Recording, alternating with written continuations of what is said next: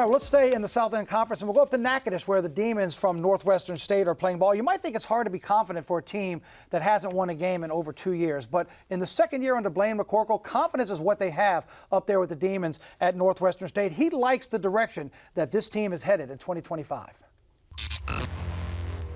You know, there were times last year, if I'm very honest, you would walk in that team meeting room and it was hard to like some guys in the room, right? You know, and now I've got a group of guys that every day I walk in the room and they're hard not to love. You know, we don't hide from the fact that we're going into this season with the longest losing streak in the country. We're not scared to say that. We know where we are. We know where we have to go.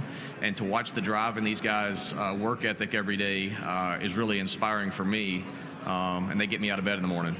Well, we just referenced it a moment ago. When you look at the predicted order of finish there, you see Northwestern State towards the bottom, just above UT Rio Grande Valley. Look, we don't have to go over the whole story. You might remember the tragedy. A player was shot and killed off on campus a few years ago. They played one more game. The focus wasn't there. The tragedy for the players, the coaches, they canceled that season. Then the team went winless last year. So we talk about the lack of success, if you will. But then again, you talk about his confidence. He says mentally this year, they're in a much better state in terms of going into a season, coming off of what had happened. They've put that behind them, and now moving forward, the kids are coming back, and he likes where they are headed. Yeah, and you look at a tragedy like the kids aren't robots. They have human emotions. It takes a while to overcome something like that. So it's been a couple years, but at the same time, this roster is a really young roster. They have a ton of kids from the state of Louisiana, 82% of the kids from the state of Louisiana. I think that makes it a special thing. And when you have a young roster like this, it means you have a hungry roster. You have a lot of young guys who are trying to prove themselves, trying to prove to everybody that they can play at this level of football. So a young roster is not necessarily a bad thing. It can be a dangerous thing sometimes. Yeah, the guys have the experience. They might not have the wins from a year ago, but the experience that's coming back,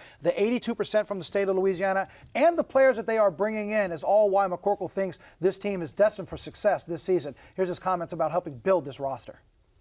I think we've done a really good job bringing in the right guys. These guys to my right and left are both transfers we brought in a year ago, Caleb from La Tech and Cam from UL. And I think that that's one thing I'm really proud of our staff is we've identified the right guys in the portal to bring in. We're not going to make a living in the portal, but we're bringing in guys that are running to something and not from something. And I think that's really helped our culture.